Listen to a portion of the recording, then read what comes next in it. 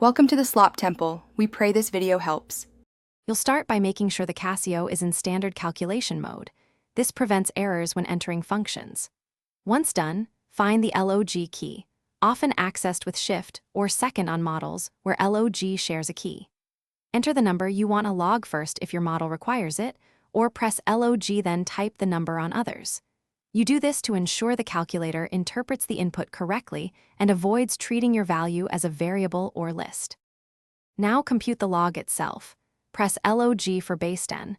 Press ln for natural log because each key is hardwired to that base and yields different scales. If you need a different base, use the change of base formula.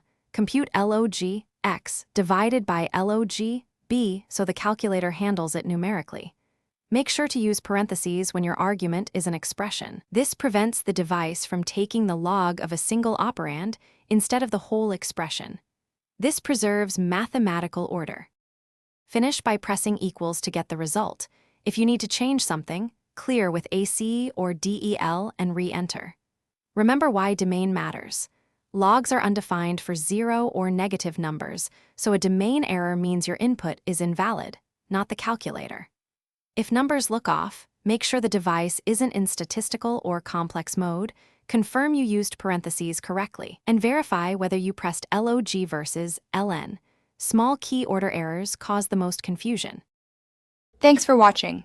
Consider subscribing if we helped you.